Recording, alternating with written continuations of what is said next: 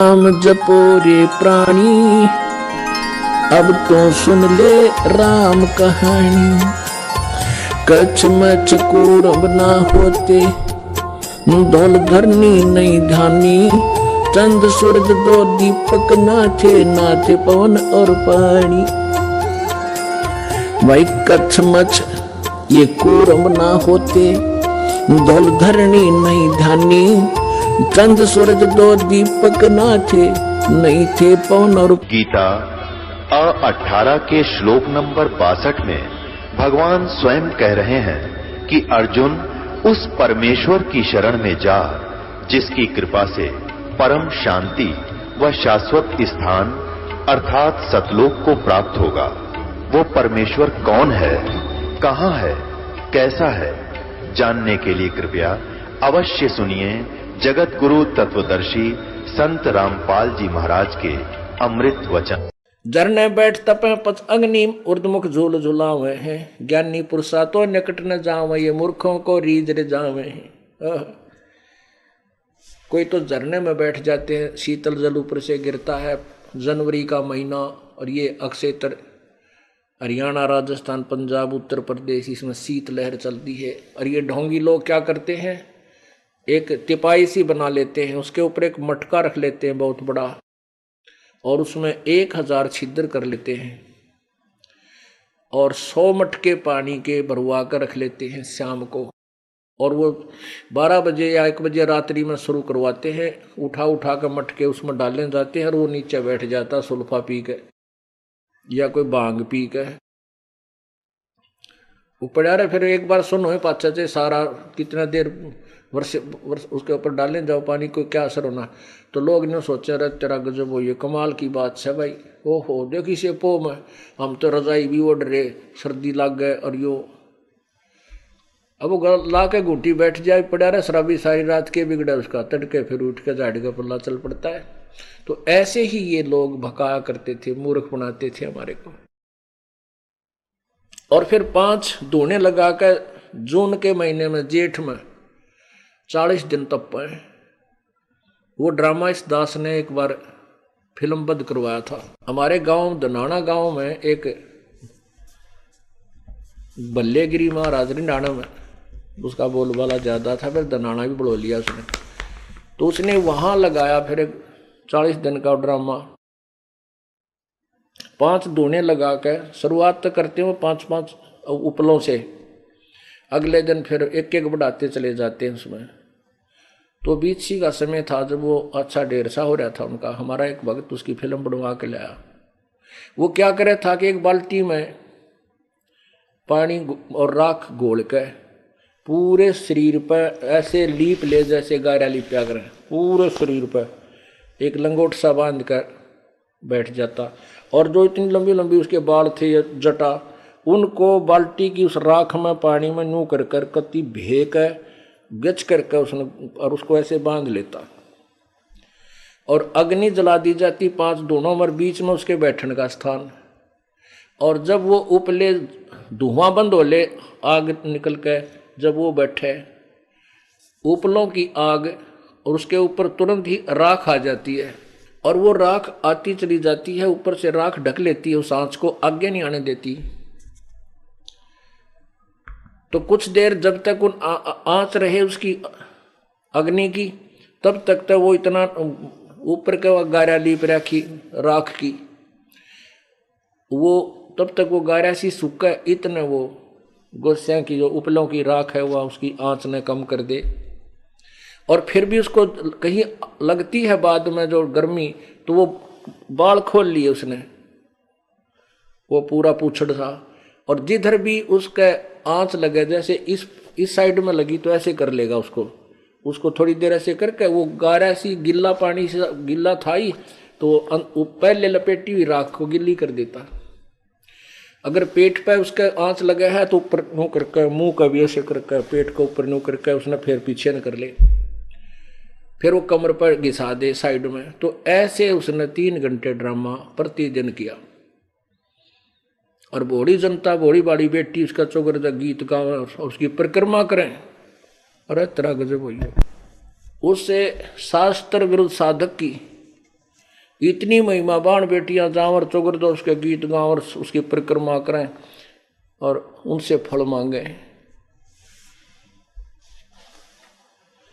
परमात्मा क्या कहते हैं,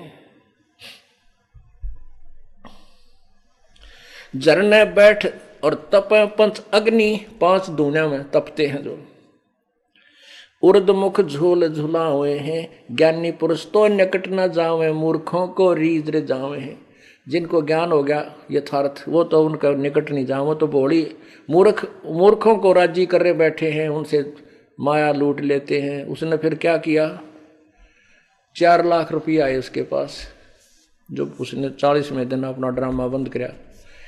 4 लाख रुपया आए, 80 लाख का सुल्फा पी गए।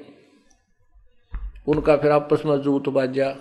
80 लाख का तो उसके चेले चपटे सुल्फा पी गए, बाकी के में थोड़े बहुत भंडार में ला दिए। दूसरे में 2.5-3 लाख रुपए की सुमो गाड़ी आओ थी, गाड़ी ले ली उसने और पहले बका दिया गांव का न्यारा कन्या स्कूल बनवाऊंगा। तो गांव के लोगों ने रिश्तेदारों में जा के अपने सबसे पैसे भी लाए। गांव का कहीं भी व्यक्ति था वहां उनसे पैसे ले करके उस ड्रामेबाज को दे दिए और वो कड़ा के गाड़ी जाता रहा। फिर बाद जब उसके लठ, फिर वो ये कह के गया था कि अब के सर्दियों में झरने 40 दिन का जो है ना वो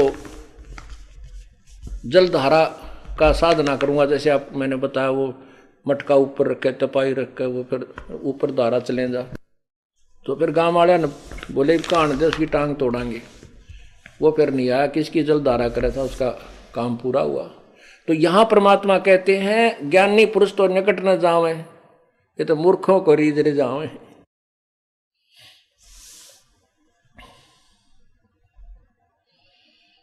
आसन करें कपाली ताली, ऊपर चरण हलावे हैं, अजपा सेती मरहम नाई, सब दम खाली जावे हैं। अब कोई आसन करते हैं और कोई ऊपर न पैर करके सिरासन करके साधना करते हैं। कहते हैं अजप्पा सेती मरहम नाई, श्वास के द्वारा जो अजप्पा जाप है उसका तो ज्ञान नहीं, उनके सब श्वास व्यर्थ जा रहे हैं, खाली जा रहे हैं। जबकि इन श्वासों से हमने सत्यनाम का सिमरन करना चाहिए था जिससे लाभ हो।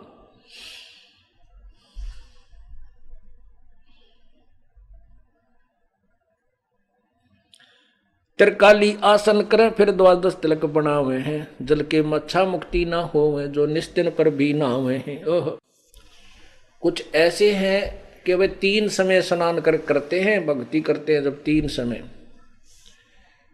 और फिर 12 तिलक लगाओ माथे के, ऐसे 12 नो। अब हमने क्या देखा कि जो थोड़ा सा ज्यादा पाखंड जबरदस्त कर रखा हम उसकी तरफ ज्यादा आकर्षित होते हैं, बड़ा महापुरुष होगा। परमात्मा कहते हैं 3 बार नाले चाहे 10 बार नाले। अब जिस पर भी लेने तुम जाते हो, जिस स्थान तीर्थ में, दरिया में या कोई जोड़ में स्नान करने जाते हो, उसमें जल के अंदर मगर उसके अंदर मच्छ रहते हैं, मछलियां, मेंढक। तो वो तो आपसे पहले ही उसके अंदर थे, वो तो पूर्ण मोक्ष प्राप्त कर सकते हैं। कहते हैं वो भी पार नहीं होते, तो तुम्हारी मुक्ति कैसे होगी? 1 दिन नहाने में, वो भी एक ही स्नान से। जल के मच्छा मुक्ति ना होवे, जो निस्तिन पर भी नहावे हैं। निस माने रात, दिन रात उसी पर भी हम नहावे हैं, उसी तालाब में, उसी तीर्थ में, उसी दरिया में रहते हैं जिसमें तुम केवल 1 दिन स्नान करने से मोक्ष मानते हो। अर्थात ये तुम्हारी साधना व्यर्थ है।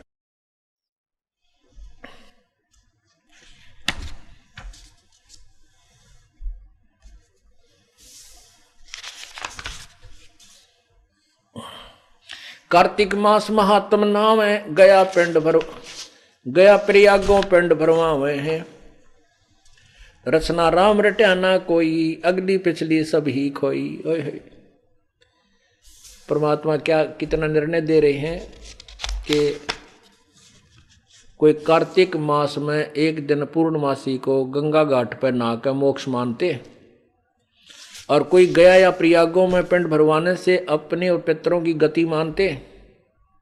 कहते रसना राम रट्या ना कोई, अगली पिछली सारी खोई। भविष्य की साधना बनी नहीं, पिछले जन्म के जो पुण्य थे वो मनुष्य जीवन में बर्बाद कर दिए, अगली पिछली सारी खोई।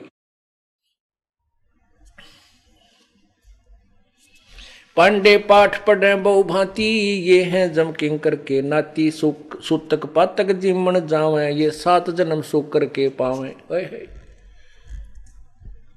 पांडे पाठ पढ़े बहु भांति, बड़ी लैला लाला के पाठ पढ़ते हैं राम, कोई अच्छी तरह कोई ऐसे, और कहते हैं ये हैं जम किंकर के नाती। ये तो उस काल के रिश्तेदार हैं जो तुमने गलत साधना पर ला करके आप भी नरक में पड़े और तुम्हें भी नरक ले जा रहे हैं। जो गलत मार्गदर्शक हैं, कोई भी है, चाहे वो काजी है, मुल्ला है, पीर है, गुरु है, ऋषि है, चाहे कोई संत है, उन सभी को बता रहे हैं। और कहते सूतक पातक जिमन जाही, ये 7 जन्म सो करके पाई।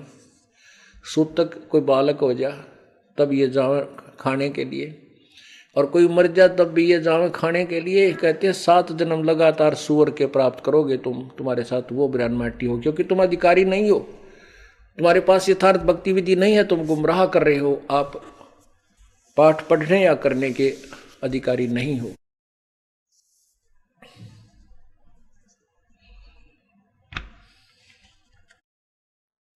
पहर जनेऊ फूले फाले, बामण होकर बहु घर गाले। उजड़ खेड़े जोटा मारा, ताते ब्राह्मण का मुंह काला।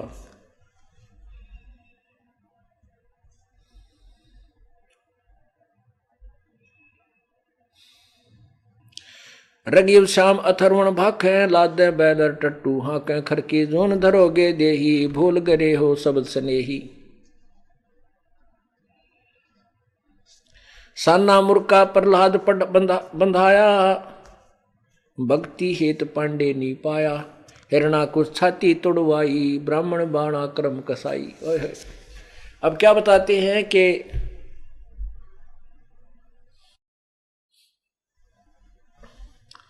साना मुर्का नामक ये शिक्षक थे उसके प्रहलाद के, ये ब्राह्मण थे। और हिरण्यकशिपु भी ब्राह्मण था।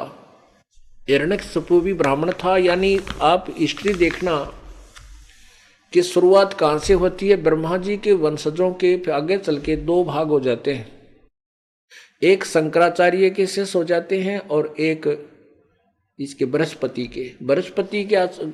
के अनुयायियों को थे वो सारे ब्राह्मण ही। तो देवता कहने लगे, और शंकराचार्य के गुरुओं को ना, वो शुक्राचार्य के शिष्यों को राक्षस कहने लगे। थे ये सारे ब्राह्मण वही है जो भगवान के लिए प्रयत्न करता है, भक्ति कर रहा है, उसको ब्राह्मण कहते, भक्त कहते हैं। तो यहाँ कहते हैं हिरण्यकशिपु ने ब्रह्मा की साधना की ब्राह्मण बनकर, और फिर ऐसे कर्म कर दिया, अपने बेटे का शत्रु हो गया, एक भक्त को सताने लग गया, भगवान का नामो निशान मिटाने लग गया।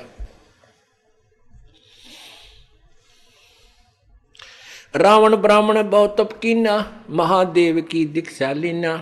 रामचंद्र की सीता हरिया, 10 मस्तक मुंधे मुंह नन्हे पड़िया। रावण ब्राह्मण था और उसने महादेव की भक्ति की, और विष्णु जी की पत्नी ठा ली, उसके भाई की, बड़े वाले की, उससे बड़े की। कहते हैं ये कर्म ब्राह्मण के वह होते हैं? नहीं, ये तो राक्षस कर्म है, और वो राक्षस कहला गया। विश्वामित्र सुन विस्तारा, 100 पुत्र वशिष्ठ के मारा। राजऋषि से बहुत रिसाए, ब्रह्म ऋषि से रीझ रिझाए। ये ऋषि विश्वामित्र और ऋषि वशिष्ठ, इनका आपस में बहुत जबरदस्त विरोध हो गया। वशिष्ठ मुनि जी कहते थे विश्वामित्र को राजऋषि, क्योंकि ये पहले राजा थे विश्वामित्र, फिर उन्होंने राज त्याग कर साधना करने लगे थे। और विश्वामित्र कहता था तू सभा में मेरी बेइज्जती मत करा कर, मुझे तू ब्रह्म ऋषि बोल। वशिष्ठ मुनि जी उसको राजऋषि ही कहता था। राजऋषि से वो नाराज हुआ था, इस कारण से उसने वशिष्ठ जी के 100 पुत्रों की हत्या कर दी। किसने? महर्षि विश्वामित्र ने, ब्राह्मण ने। एक दिन वशिष्ठ जी अपने शिष्यों को पढ़ा रहा था। शाम के समय पूर्णमासी की रात्रि थी। एक वृक्ष के नीचे बैठे थे। अपनी संध्या उपासना करने के बाद गुरुदेव से चर्चा बच्चे कर रहे थे। और उस दिन विश्वामित्र वशिष्ठ जी की हत्या करने के लिए उसी वृक्ष के ऊपर एक तलवार लिए बैठे थे कि आज ये बच्चे चले जाएंगे अंदर, ये अपनी साधना करके, और फिर इसको यहीं कत्ल कर दूंगा। ऊपर छुप कर बैठा हुआ था। बच्चे कहने लगे वशिष्ठ जी से कि हे गुरुदेव, हमें अपने भाइयों की बहुत याद आती है। आपके पुत्र थे, वो विश्वामित्र राक्षस दुष्ट ने मार डाले। वो बहुत नीच आत्मा है, वो ब्राह्मण नहीं है। अब देखो पुण्यात्माओं, जिसके 100 पुत्र मार दिए किसी ने, तो कभी उसका गुणगान नहीं कर सकता। लेकिन उच्च आत्मा होती हैं, श्रेष्ठ आत्मा जो होती हैं, वो अवश्य सत्य कहती हैं। वशिष्ठ मुनि जी ने कहा कि बच्चों, ऐसा मत कहो। विश्वामित्र दुष्ट नहीं, वो राक्षस नहीं। यदि उसमें ये क्रोध ना हो तो उस जैसा इंसान नहीं।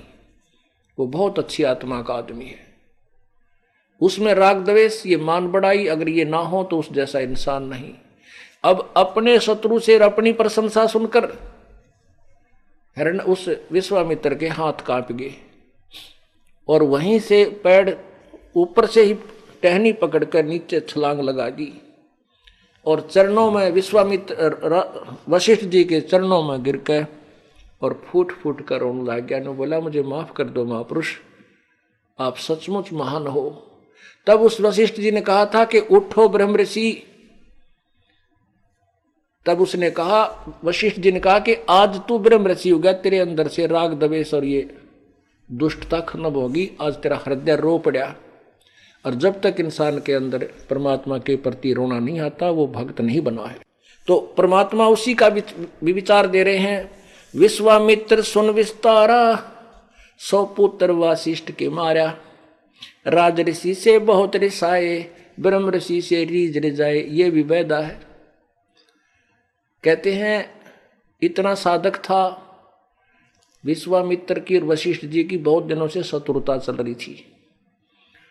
एक राजा था, उस संस्कारवश राजा, उस लड़का उसका जो थोड़ा पागल सा हो गया, इकलौता पुत्र था, उस राजा ने उसको घर से निकाल दिया।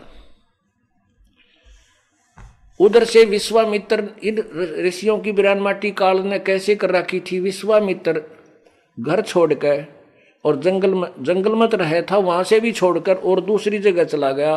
12 वर्ष तक घोर तप किया सिद्धि प्राप्त करने के लिए, ताकि मैं वशिष्ठ जी को पराजित कर सकूं, उससे श्रेष्ठ स्थान पा सकूं जनता में।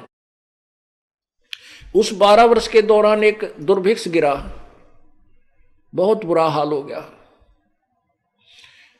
विश्वामित्र के बालक भूखे मरने लगे। वही राजा जो का लड़का घर से निकाल रखा था, वो वहां आता था और उसने उसके लड़कों को, विश्वामित्र के लड़कों को भोजन ला करके, फल फाल लाकर जंगल से वो देता रहा। दूर से वहां आसपास के तो खत्म हो गए थे, वहां से लाकर उसको खिलाता रहा। अर्थात तो उस दुर्भिक्ष में उसके बच्चों का पालन पोषण कर दिया। वो बच्चे जीवित रह गए। उधर से वशिष्ठ जी को इस बात का पता चला, तो उसके पास वशिष्ठ जी उन राजा का पुरोहित भी था, कुल पुरोहित। राजा ने, उस राजा के लड़के ने उससे कहा वशिष्ठ जी से कि आप मुझे ऐसी साधना बता दो, मैं स्वर्ग चला जाऊं। वशिष्ठ जी ने उसको श्राप दे दिया। ऐसा श्राप दे दिया कि तू शूद्र हो। वो शूद्र जैसा व्यवहार हो गया, शूद्र जैसा शरीर हो गया, ऐसा ही उसका राक्षस जैसा शरीर बन गया। क्योंकि उसको वशिष्ठ जी ने कहा कि तू मेरे शत्रु के बच्चों की रक्षा करता था, तो मेरा यजमान हो करके।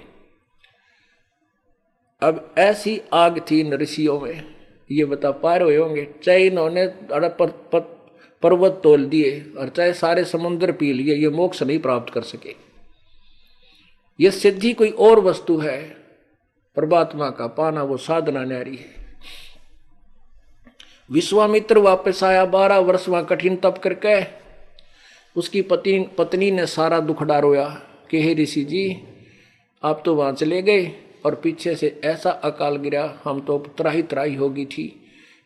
भला करे राजा के लड़के का जिसको विश्वामित्र ने ना वशिष्ठ जी ने श्राप दे रखा है, और वो यहाँ आता था और हमारे बच्चों की उसने परवरिश की, तो अब क्यों उसने श्राप दिया कि वो आपके बच्चों की सेवा करता था। अब विश्वामित्र की काख पाट गई। अच्छा, उसको बुलाया राजा के लड़के को जो जंगल में घूम रहा था। कहने लगा, मांग बेटा, तू क्या मांगता है? वो बोला, जी मैं ये मांगता हूं कि मैं सह शरीर, पहले तो मेरा शूद्र शरीर ठीक हो। बोला तथास्तु, वो ठीक हो गया। अब मैं सह शरीर स्वर्ग जाना चाहता हूं। तो उसका जो विकराल रूप था वो थोड़ा सा ठीक हुआ, लेकिन शूद्र फीत उसके फिर भी लगी हुई थी। तो उसने कहा, जी मैं सह शरीर स्वर्ग जाना चाहता हूं। विश्वामित्र बोला तथास्तु, ले मैं तुझे स्वर्ग भेजता। अपनी सिद्धि से उसको स्वर्ग की तरफ चालता कर दिया। वो आकाश में उड़कर जा रहा है। उधर से कहते हैं देवताओं में त्राही त्राही होगी कि एक शूद्र स्वर्ग में आ रहा है जो अभी तक मांस ऐसे करता था वैसे करता था। कहते हैं इंद्र ने, स्वर्ग के राजा ने उसको वापस कर दिया कि तू स्वर्ग में नहीं रह सकता, वापस जा। अब विश्वामित्र ने देखा कि वो तो वापस आ रहा है, वापस आ रहा है, तो उसने पूछा भी तू वापस क्यों आ रहा है? कि ऐसे ऐसे इंद्र ने मुझे वापस कर दिया कि तू स्वर्ग में नहीं रह सकता, तू शूद्र है।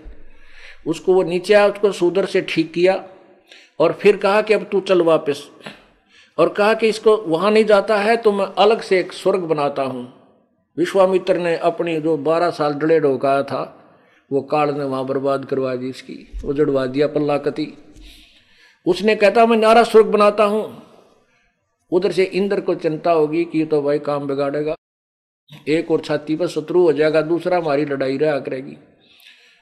तो उसने कहा जी ठीक है, आप अलग स्वर्ग से अलग स्थान मत बनाओ, आने दो यहीं पर।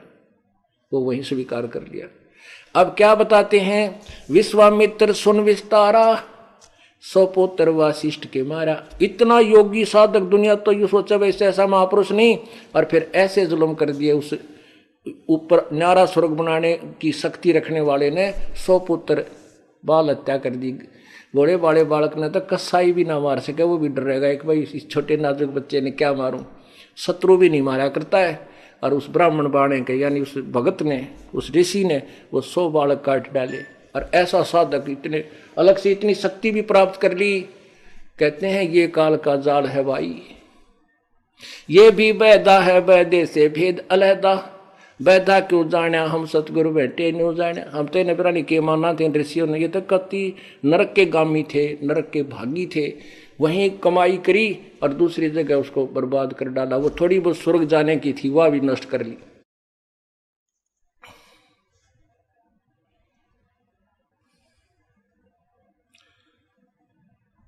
परमात्मा कहते हैं सुर नर मुनि जन 33 करोड़ी, बंदे सभी निरंजन डोरी। ये 33 करोड़ देवता 88,000 ऋषि कहते काल की डोर का बंद रहे, ये मोक्ष नहीं हो सकते।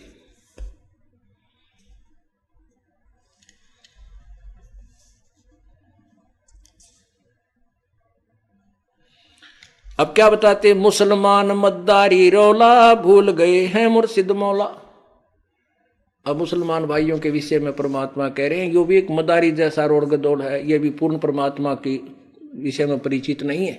क्योंकि कुरान, पवित्र कुरान शरीफ सूरत फुरकानी 25 आयत नंबर 52 से 59 में स्पष्ट किया है कि जिसको मुसलमान धर्म के प्रवर्तक हजरत मोहम्मद जी अपना खुदा कहते हैं, वो अल्लाह कह रहा है हजरत मोहम्मद को कि उस पूर्ण परमात्मा की तू पूर्ण रूप से बड़ाई बयान कर। उसके विषय में जो काफिर है वो नहीं मानते उसको, कबीर को भगवान जो तुझे जिंदा रूप में मिला था, जो तुझे जिंदा रूप में मिला था, ये काफिर लोग उसको भगवान नहीं मानते कबीर को। तो उसकी महिमा से परिचित हो, उसकी मैं जो कह रहा हूं मेरे द्वारा दिए गए वचनों पर विश्वास कर, इस कुरान की दलीलों पर विश्वास कर। और वो परमात्मा ये वही है जिसने 6 दिन में सृष्टि रची, 7वें दिन तक पर जा बैठा। उसकी खबर किसी बाखबर से पूछ देखो। इससे सिद्ध है कि कुरान शरीफ में उस परमात्मा के विषय में ज्ञान नहीं है। तो वही परमात्मा यहाँ कह रहे हैं, मुसलमान मद्दारी रोला, बोल गए वो मुर्शिद मौला।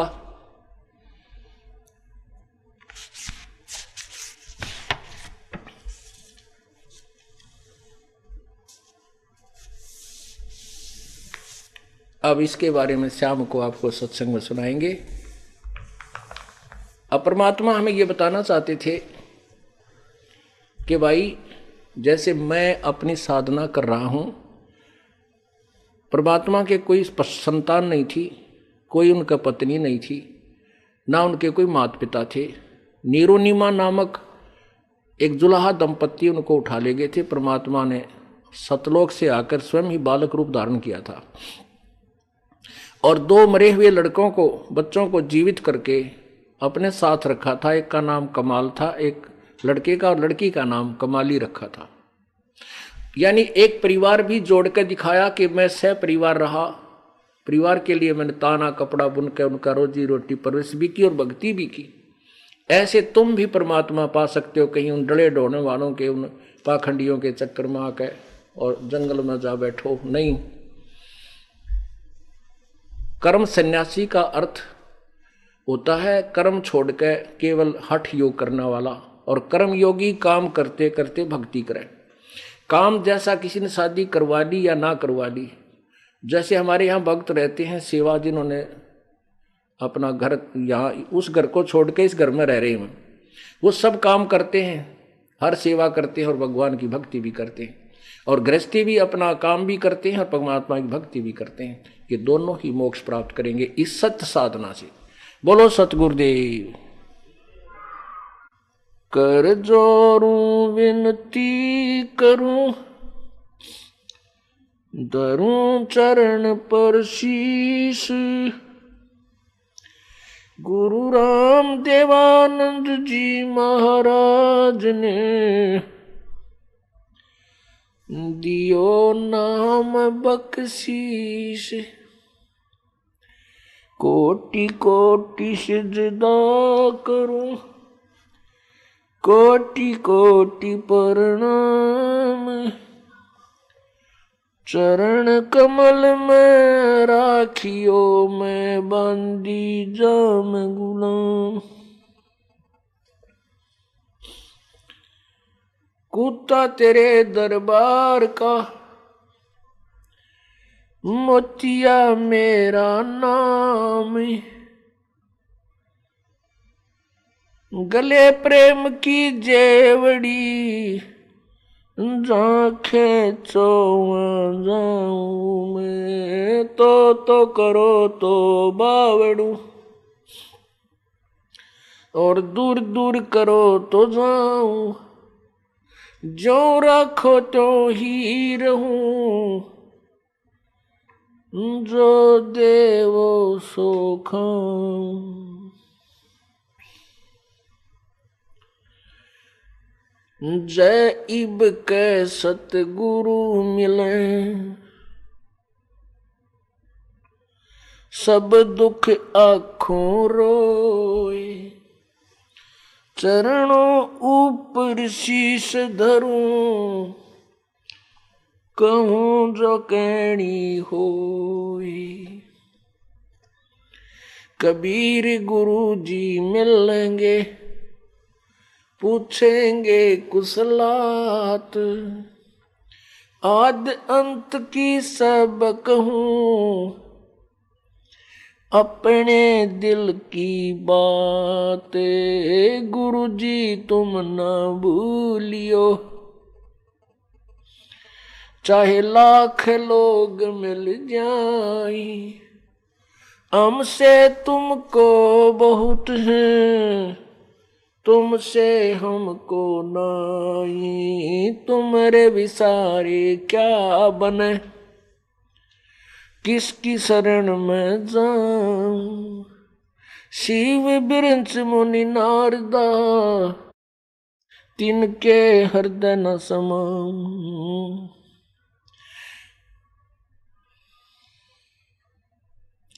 अब गुण किए तो बहुत किए, करते न मनी हारे, बावे बंदा बख्श दियो, बावे गर्दन उतारे। अब गुण मेरे बाप जी, बख्शो गरीब नवाजी। जो मैं पूत कपूत हूँ, बहुर पिता को लाजे। मैं अपराधी जन्म का, नक्सक भरे विकारे। तुम दाता दुख भंजना, मेरी करो सुमर। बंदी छोड़ दयाल जी, तुम तक हमारी दौड़े। जैसे काग जहाज का, सूजत और न ठोरे। परमपिता परमात्मा सारी सृष्टि के रचनहार कुल मालिक, बंदी छोड़ कबीर परमेश्वर जी अपनी प्यारी आत्माओं को काल का जाल समझाने के लिए स्वयं ही सतलोक से चलकर इस भूतल पर आते हैं। आज से लगभग 610 वर्ष पहले अर्थात सन 1398 में परमात्मा सशरीर प्रकट हुए थे। एक नवजात शिशु का रूप धारण किया था। फिर एक लीला में जीवन, मनुष्य का जीवन जैसी लीला करके उन्होंने तत्व ज्ञान प्रचार किया था।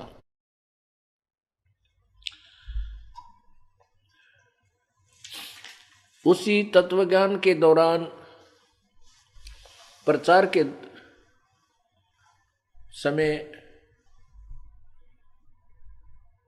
हिंदू और मुसलमान पुण्यात्माओं को परमात्मा ने उन्हीं के सदग्रंथों की सच्चाई बताने की चेष्टा की कि आपके सदग्रंथों में ऐसा लिखा है और आपके गुरु पीर काजी मुल्ला ऋषि ये इनसे भी परिचित नहीं है। ये केवल आपको दंत कथा सुना रहे हैं। उसी के दौरान उसी के विषय में आप सुबह सत्संग सुन रहे थे। उसमें परमात्मा ने हिंदुओं के विषय में भी बताया कि जो साधना ये आप लोग करते हो, जो हठ योग करके जंगल में जा बैठते हो, ये आपके सदग्रंथों में भी मना है।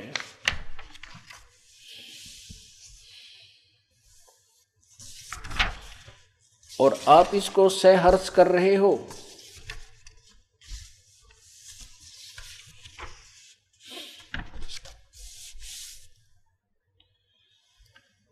जैसा कि आपने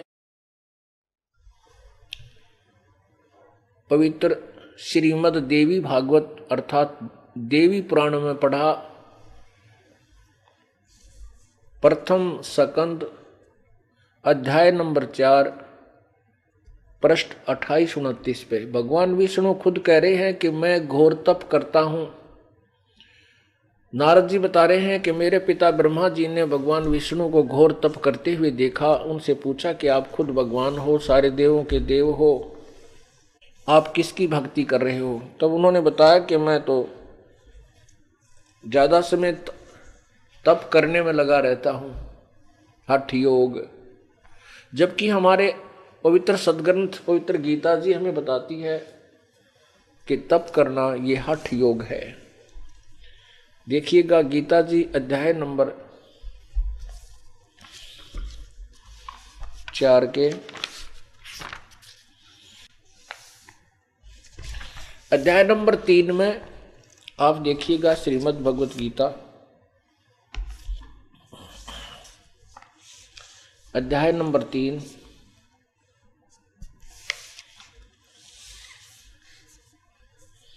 अर्जुन ने प्रश्न किया प्रथम श्लोक में कि हे जनार्दन, यदि आपको कर्म की अपेक्षा ज्ञान श्रेष्ठ मान्य है तो फिर हे केशव मुझे भयंकर कर्म में क्यों लगाते हैं? मिले हुए से वचन मेरी बुद्धि को मानो मोहित कर रहे हैं। उस बात को निश्चित करके कहिए जिसमें मेरा कल्याण, मैं कल्याण को प्राप्त हूं।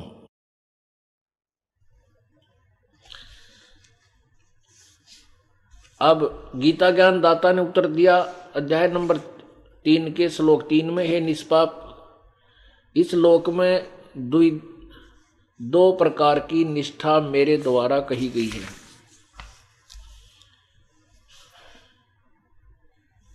उसमें सांख्य योगियों की तो निष्ठा ज्ञान योग से, सांख्य योगियों की निष्ठा तो ज्ञान योग से, मेरे द्वारा पहली कही गई उनमें से सांख्य योग की निष्ठा तो ज्ञान योग से और योगियों की निष्ठा कर्म योग से है। फिर क्या बताया कि मनुष्य, अब 3 के 4 में, मनुष्य न तो कर्मों का आरंभ किए बिना निष्कर्मता को प्राप्त यानी योग निष्ठा को प्राप्त हो सकता है और न कर्मों के केवल त्याग मात्र से सिद्धि यानी सांख्य निष्ठा को प्राप्त होता है। 5 में कहा है कि निसंदेह कोई भी मनुष्य किसी भी काल में क्षण मात्र भी बिना कर्म किए नहीं रहता, क्योंकि सारा मनुष्य समुदाय प्रकृति जनित गुणों द्वारा परवश हुआ कर्म करने के लिए बाध्य किया जाता है। फिर क्या बताता है,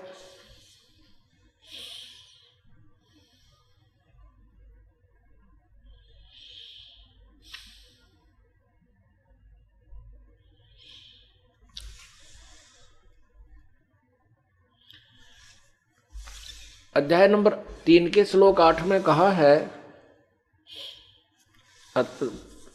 अध्याय नंबर 3 के श्लोक नंबर 5-6 में कहा है, जो मूढ़ मनुष्य, मूर्ख व्यक्ति समस्त इंद्रियों को हठपूर्वक ऊपर से रोककर मन से उन इंद्रियों के विषय का चिंतन करता रहता है, वह मिथ्याचारी अर्थात ढोंगी, दंभी माने ढोंगी कहा जाता है। आगे देखो, किंतु हे अर्जुन, जो मन से इंद्रियों को वश में करके अनासक्त हुआ समस्त इंद्रियों द्वारा कर्म योग का आचरण करता है वही श्रेष्ठ है। इसमें क्या है, 6 में कहा है कि मूर्ख लोग, तीसरे अध्याय के 6 श्लोक में कहा कि मूर्ख लोग एकांत स्थान पर बैठ कर और ढोंग करते हैं, दंभ करते हैं, हठ योग करते हैं, इंद्रियों को रोकने की चेष्टा करते हैं और मन उनका पता नहीं कहाँ कहाँ घूमता रहता है, वो कर नहीं सकते। इसलिए मन से यानी ज्ञान से फिर मन रुकता है, क्योंकि ज्ञान योग पर महत्व दिया जा रहा है और ज्ञान से मन रुकता है और सभी इंद्रियों को अपने कर्म में लाए रखे, काम करता रहे और भक्ति भी करता रहे, कर्म योग का आचरण करता हुआ। कर्म योग माने अपने कर्तव्य कर्म को करते हुए अपना भजन भी करता रहे। अब आगे स्पष्ट किया तीसरे के 8 में, ये 8 अध्याय श्लोक है, तू शास्त्र विहित यानी शास्त्र अनुसार कर्तव्य कर्म कर, शास्त्र अनुसार कर्तव्य कर्म कर, क्योंकि कर्म न करने की अपेक्षा कर्म करना श्रेष्ठ है तथा कर्म न करने से तेरा निर्वाह, शरीर निर्वाह भी तो नहीं सिद्ध होगा। अब सिद्ध हो गया कि जो यह हठ योग ब्रह्मा विष्णु महेश भी किया करते थे, अन्य ऋषि जन भी करते थे, ये शास्त्र विरुद्ध साधना थी। और ये भी स्पष्ट है कि विष्णु जी को ज्ञान ही नहीं, वो कहता मैं देवी से ऊपर किसी को भगवान नहीं मानता, और देवी कहती है वो परमात्मा कोई और है, उसकी पूजा करनी चाहिए, वही उपास्य इष्ट आपका होना चाहिए। पुण्यात्माओं, ये बहुत ही उलझा हुआ ज्ञान था, अब सुलझेगा, इसका बार बार रिवीजन किया जाएगा, इसकी आवृत्ति की जाएगी, तब सभी पुण्यात्मा इससे परिचित होंगे। और जिन्होंने ये कई बार सुन रखा है उनको ज्ञान यज्ञ का लाभ मिल रहा है, आत्मा गदगद हो रही है, प्रभु की चर्चा आपको सुनाई जा रही है। ये देखिएगा श्रीमद् देवी भागवत,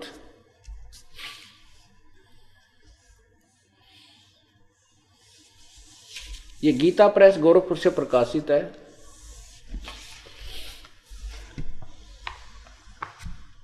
संपादक है हनुमान प्रसाद पोदार, चिमन लाल गोस्वामी। अब देखिएगा प्रश्न नंबर 28 पे, 28 पे, पर पहला सकंद,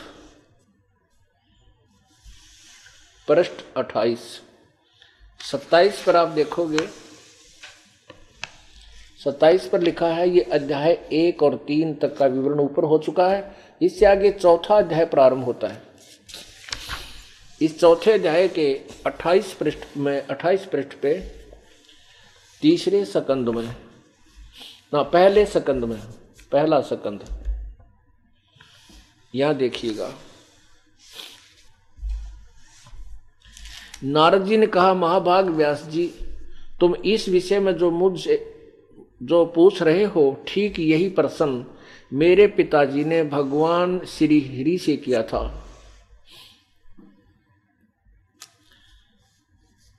देवादिदेव भगवान जगत के स्वामी हैं, लक्ष्मी जी उनकी सेवा में उपस्थित रहती हैं, दिव्य कौस्तुमणि उनकी शोभा बढ़ाती है, वे शंख चक्र और गदा लिए रहते हैं, पीतांबर धारण करते हैं, पीतांबर, 4 भुजाएं हैं, वक्षस्थल पर श्री वत्स का चिन्ह चमकता रहता है, वे चराचर जगत के आश्रय दाता हैं, जगत गुरु, जगत गुरु एवं देवताओं के भी देवता हैं। ऐसे जगत प्रभु भगवान श्री हरि महान तप कर रहे थे, महान तप कर रहे थे, उनकी समाधि लगी थी। यह देखकर मेरे पिता ब्रह्मा जी को बड़ा आश्चर्य हुआ तथा अतः उन्होंने उनसे जानने की इच्छा प्रकट की। ब्रह्मा जी ने पूछा, प्रभु आप देवताओं के अध्यक्ष, जगत के स्वामी, भूत भविष्य एवं वर्तमान के सभी जीवों के एकमात्र शासक हैं, भगवान आप फिर क्यों तपस्या कर रहे हैं और किस देवता की आराधना में ध्यान मग्न है? मुझे असीम आश्चर्य तो यह हो रहा कि आप देवेश्वर एवं सारे संसार के शासक होते हुए भी समाधि लगाए बैठे हैं। अब इसको शॉर्ट में सुनाते हैं। ब्रह्मा जी के विनीत वचन सुनकर भगवान श्री हरि उनसे कहने लगे, ब्रह्मन सावधान होकर सुनो, मैं अपने मन का विचार व्यक्त करता हूँ। देवता दानव मानव सब यही जानते हैं कि तुम सृष्टि करते हो, मैं पालन करता हूँ और संकर संहार क्या करते हैं, किंतु फिर भी वेद के पारगामी मनुष्य पुरुष अपनी युक्ति से यह सिद्ध करते हैं कि रचने, पालने और संहार करने की यह योग्यता जो हमें मिली है उसकी अधिष्ठात्री शक्ति देवी है, दुर्गा है। वे कहते हैं कि संसार की सृष्टि करने के लिए तुम में राजसी शक्ति का संचार हुआ है, मुझे सात्विक शक्ति मिली है और रुद्र में तामसी शक्ति का आविर्भाव हुआ है। ये भी सिद्ध हो रहा है कि समय स्वीकार कर रहे हैं कि रजगुण ब्रह्मा है, सतगुण विष्णु, तमगुण शिव जी है। उस शक्ति के अभाव में तुम इस संसार की सृष्टि नहीं कर सकते, मैं पालन करने में सफल नहीं हो सकता और रुद्र से संहार कार्य भी संभव नहीं, होना भी संभव नहीं। ब्रह्मा जी हम सभी उस शक्ति के सहारे ही अपने कार्य में सदा सफल होते हैं आए हैं। सुअर्थ प्रत्यक्ष और परोक्ष दोनों ही उदाहरण मैं तुम्हारे सामने रखता हूँ। सुनो, यह निश्चित बात है कि उस शक्ति के अधीन होकर ही मैं प्रलय काल में इस शेष नाग की सैया पर सोता और सृष्टि करने के अवसर आते ही जाग जाता हूँ। मैं सदा तप करने में लगा रहता हूँ, उस शक्ति के शासन से कभी मुक्त नहीं रहता। कभी अवसर मिला तो लक्ष्मी के साथ सुखपूर्वक समय बिताने का सौभाग्य प्राप्त होता है। मैं कभी तो दानवों के साथ युद्ध करता रहता हूँ। अखिल जगत को भय पहुँचाने वाले दैत्यों के विकराल शरीरों को शांत करना मेरा परम कर्तव्य हो जाता है। आगे बता रहे हैं, 29 नंबर पर चल रहा अभी है। मुझे सब प्रकार से शक्ति के अधीन होकर रहना पड़ता है। उन्हीं भगवती शक्ति का मैं निरंतर ध्यान करता हूँ। ब्रह्मा जी, मेरी जानकारी में इन भगवती शक्ति से बढ़कर दूसरे कोई देवता नहीं। जय हो। अपने आत्मा विष्णु जी को जगत गुरु लिखा है, देवेश्वर लिखा है, सब देवों के देव लिखा है। और ये कहते हैं कि मैंने तो सुना है, वेद के जो तत्वदर्शी संत हैं वो कहते हैं कि ब्रह्मा विष्णु महेश असमर्थ हैं सतिथि संहार और सृष्टि करने में, और दुर्गा ही उनकी मुख्य कारण है। उसी से भक्ति करके, उससे शक्ति प्राप्त करके ही वो कार्य करते हैं। और ये क्या कहते हैं कि मेरी जानकारी में इस भगवती शक्ति यानी दुर्गा से ऊपर कोई परमात्मा को नहीं, मैं इसी का ध्यान करता हूं। आलिया निचोड़ श्री विष्णु जी के ज्ञान का इसकी सतह मिल गई। अब देवी भागवत में ही 7वें स्कंद में और 562 पृष्ठ पे आप देखिएगा, ये है 7वां स्कंद। सुबह भी दिखाया था दास ने, ये 7वां स्कंद और 562 पृष्ठ, और ये 7वें स्कंद का 36वां अध्याय है। 35 यहाँ समाप्त हुआ, ये 36 यहाँ प्रारंभ होता है।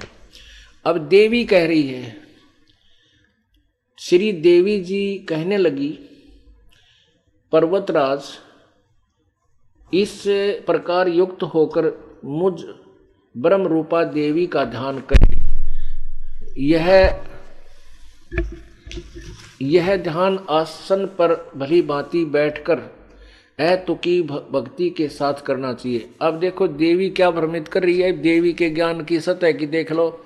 अब ये कहती है एक आसन पर बैठकर साधना करनी चाहिए, जबकि गीता जी मना कर रही है कि एक स्थान पर बैठकर तू साधना करता रहेगा, तेरी जीवन निर्वाह कैसे होगा, और ऐसे अपनी साधना में हठ योग तू करेगा।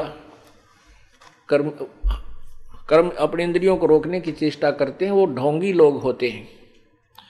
आगे क्या बताती है देखो, उस ब्रह्म का क्या स्वरूप है यह बतलाया जाता है, जो प्रकाश रूप सबके अत्यंत समीप में स्थित हृदय रूप गुहा में स्थित होने के कारण गुहाचर नाम से प्रसिद्ध और महान पद अर्थात परम प्राप्य है। जितने भी आगे चले, वह समस्त प्रजा के ज्ञान से परे अर्थात किसी की बुद्धि में आने वाला नहीं है, यह तुम जानो। जो परम प्रकाश रूप है, जो सूक्ष्म से भी अत्यंत सूक्ष्म, जिसमें संपूर्ण लोक और उन लोकों में निवास करने वाले प्राणी स्थित हैं, वही ये अक्षर ब्रह्म है, वही सबके प्राण है, वही सबकी वाणी है, वही सबके मन, सब वह परम यह परम सत्य और अमृत अविनाशी तत्व है। सौम्य उस वेदने योग लक्ष्य का तुम वेदन करो, मन लगाकर उसमें तन्मय हो जाओ। सौम्य उपनिषदों में कथित महान अस्त्र रूप धनुष लेकर उस पर उपासना द्वारा तीक्ष्ण किया गया हुआ बाण संधान करो, और फिर भावनुगत चित्त द्वारा उस बाण को खींचकर उस अक्षर ब्रह्म को ही लक्ष्य बनाकर वेधन करो। परवण यानी ओम धनुष है, जीवात्मा बाण है, और ब्रह्म को उसका लक्ष्य कहा जाता है। आगे देखो, उस एकमात्र परमात्मा को ही जाने, दूसरी सब बातों को छोड़ दें। यही अमृत रूप परमात्मा के पास पहुंचने वाला पुल है। संसार समुद्र से पार होकर अमृत स्वरूप परमात्मा को प्राप्त होने का यही सुलभ साधन है।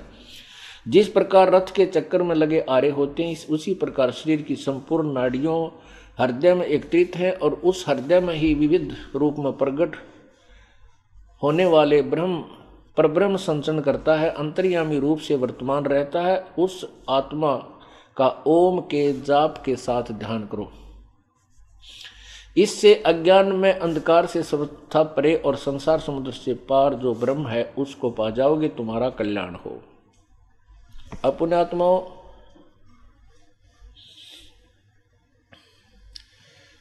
श्री विष्णु जी कह रहे हैं मैं तो दुर्गा से ऊपर भगवान नहीं मानता, इसी की पूजा में लगा रहता हूं। और दुर्गा कह रही है कि उस परमात्मा की भक्ति करो। पहले तो बंडावा है कि मेरी भक्ति कर, फिर कहना वो भगवान है ना, वो सर्वश्रेष्ठ है, उसी की साधना करनी चाहिए, उसे और सब बातों को त्याग दे, उसका ये जाप है, उसका ओम नाम है। अब ये खिचड़ी ज्ञान था हमारे इन देवताओं के पास, फिर ऋषियों के पास क्या होगा, वो तो इन्हीं के साधक रहे।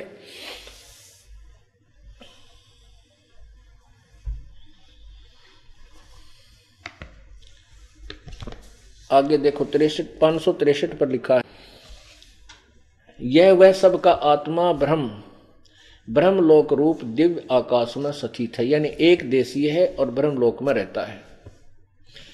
और धीर बुद्धिमान पुरुष विज्ञान के द्वारा, धीर माने तत्वदर्शी संत और विज्ञान माने तत्व ज्ञान के द्वारा जो आनंद रूप अमृत अविनाशी ब्रह्म सर्वत्र प्रकाशित, तो उसको भलीभांति देख लेते हैं तो साकार है।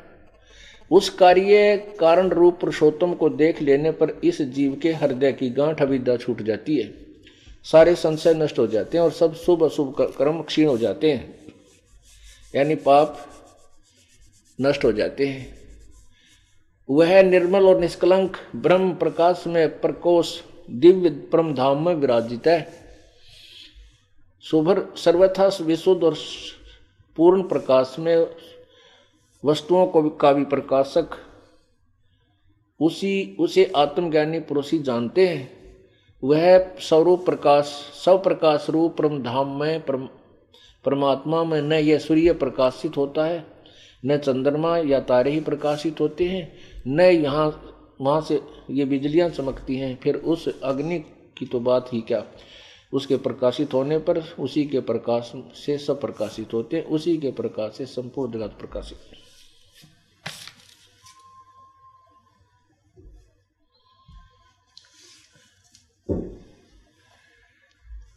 अब ये तो आपने हमारे देवताओं के ज्ञान सुन लिए। विष्णु जी कहता मैं घोर तप को तपता हूं, और गीता जी में मना किया है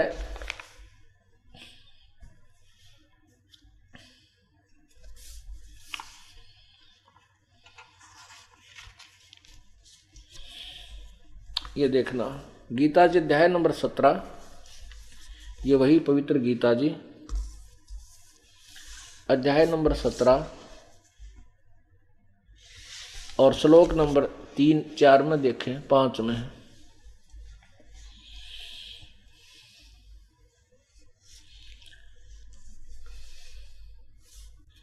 वैसे तो हम यहां से शुरू करते हैं 16वें के 23 से। 16वें के 23 में कहा है कि जो पुरुष यानी साधक शास्त्र विधि को त्याग कर अपनी इच्छा से मनमाना आचरण करता है, वह न सिद्धि को प्राप्त होता है और न परम गति को और न सुख को ही, अर्थात उसकी साधना यूजलेस व्यर्थ है। आगे देखना 24 में कहा है, अध्याय नंबर 16 के और श्लोक 24 में कहा है, इससे तेरे लिए कर्तव्य और अकर्तव्य की व्यवस्था में शास्त्र ही प्रमाण है। ऐसा जानकर तू शास्त्र विधि से नियत कर्म ही करने योग्य है। क्या कहा है कि शास्त्र विधि को त्याग कर जो मनमानी घोर तप या साधना करते हैं, किसी प्रकार का भी मंत्र जाप करते हैं, वो उनकी साधना व्यर्थ है, ना उनको कोई सुख होता है, ना उनकी गति होती है, ना ही उनको कोई सिद्धि प्राप्त होती है। इसलिए जो शास्त्रों में लिखे हुए प्रमाण हैं उन्हीं के अनुसार साधना कीजिए, और जो उनमें करने योग्य हैं, जो नहीं करने वाले हैं, उन्हीं का आचरण कीजिए। जो अकर्तव्य कर्म है उनको त्याग दीजिए, जो करने योग्य भक्ति है उसको ग्रहण कीजिए। अब यही चल रहा है कि शास्त्र विरुद्ध जो साधना करते हैं, वो मनमाना आचरण जो करते हैं, वो कौन से और किस प्रकार के आदमी हैं। ये देखो 17वें में प्रारंभ में यही प्रश्न किया अर्जुन ने। अध्याय नंबर 17 प्रारंभ में अथ सप्तदशो अध्याय। इसमें प्रथम मंत्र में कहा है अर्जुन ने, हे कृष्ण, जो मनुष्य शास्त्र विधि को त्याग कर श्रद्धा से युक्त देव आदि पूजन करते हैं, उनकी स्थिति फिर कौन सी है, सात्विक अथवा राजसी या तामसी? क्या पूछा अर्जुन ने कि जो शास्त्र विधि त्याग के, यानी वो व्रत के जो डले ढोए हैं, वो किस प्रकार की बुद्धि के आदमी हैं? जो देवताओं की पूजा करते हैं, देवता आदि की पूजा करते हैं, तो वो किस प्रकार की बुद्धि के आदमी है, व्यक्ति है, उसके बारे में आगे बता रहा है। भगवान ने कहा है, गीता ज्ञान दाता बता रहे हैं 17 में, मनुष्यों की वह शास्त्रीय संस्करण रहित केवल स्वभाव से उत्पन्न श्रद्धा सात्विक और राजसी और तामसी ऐसे तीनों प्रकार की होती है, उसको मुझसे सुन। यानी जो शास्त्र विरुद्ध साधना करते हैं उनका प्रकरण चल रहा है। अब तीसरे में क्या कहा है 17वें में, हे भारत, सभी मनुष्यों की श्रद्धा उनके अंतःकरण के अनुरूप होती है और यह पुरुष श्रद्धा में है, इसलिए जो पुरुष जैसी श्रद्धा वाला स्वयं है वह भी स्वयं वही है। अब आगे देखो 4 में, शास्त्र विरुद्ध साधकों की प्रमाण चल रहे हैं, ये विवरण चल रहा है। चौथे में कहा है, सात्विक पुरुष देवों की पूजते हैं, राजस पुरुष यक्ष और राक्षसों को, और अन्य तामस मनुष्य प्रेत और भूत गणों को पूजते हैं। गीता जी के 7वें अध्याय के 12 से लेकर 15 में स्पष्ट किया है कि इन तीनों गुणों के उपासक और इन्हीं के द्वारा जिनका ज्ञान हरा जा चुका है, वो राक्षस स्वभाव को धारण किए मनुष्यों में नीच दुष्कर्म करने वाले मूर्ख मेरी भक्ति भी नहीं करते, गीता ज्ञानदाता कह रहा है। उसी से संबंधित अब ये है कि 16वें अध्याय के 23वें श्लोक में पवित्र गीता जी में कहा कि शास्त्र विधि को त्याग कर जो मनमानी पूजा करते हैं, साधना करते हैं, आचरण करते हैं, उनको कोई लाभ नहीं, ना उनको सुख, ना उनकी गति, ना उनका कोई सिद्धि हो। उसी के विषय में पूछा है कि फिर वो जो शास्त्र विरुद्ध साधना करने वालों की किसी बुद्धि है, वो किसी अकल के आदमी है, किस स्वभाव के हैं, उसके विषय में बताया है कि जो शास्त्र विरुद्ध साधना वाले हैं वो सात्विक, जो थोड़े बहुत अच्छे से आदमी लाग गए हैं वो देवताओं की पूजा कर लेते हैं, और दूसरे जो घसड़ पसड़ हैं वो इन राक्षस यानी यक्ष, ये अन्य जो पूजा करते हैं भैरो भारो की, ये यक्ष राक्षसों में आ जाते हैं। और तीसरे जो है भूत प्रेत, ये जो इनकी पूजाएं करते हैं, और ये तीनों ही सात्विक, राजस और तामस। अब 5वें में क्या कहा है देखना, अध्याय नंबर 3 के 17 के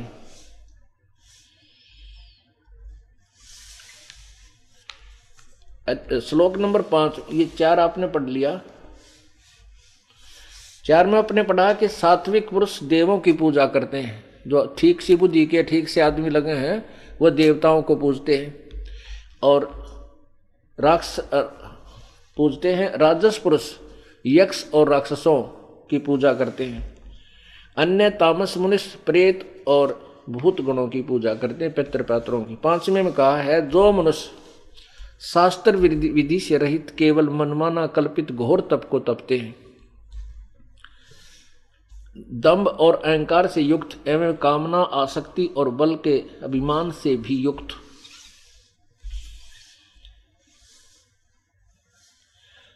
शरीर रूप से सतीत भूतों के समुदाय और अंतःकरण में सतीत मुझ परमात्मा को भी वो क्रश करने वाले उन अज्ञानियों को असुर स्वभाव वाले जान। इसमें हमने केवल इतना ही निर्णय लेना था जो हमारा प्रयोजन सिद्ध होना है कि शास्त्र विधि को त्याग कर जो मनमानी पूजा करते हैं वो कति व्यर्थ, और घोर तप को तपते हैं वो राक्षस स्वभाव के धारण वाले हैं, और वो मुझे भी कष्ट देने वाले हैं, मुझे भी कष्ट करते हैं, क्योंकि और अंदर जो परमात्मा पूर्ण है उसको भी दुख देते हैं। और ऐसे व्यक्तियों को नरक में डाला जाता है।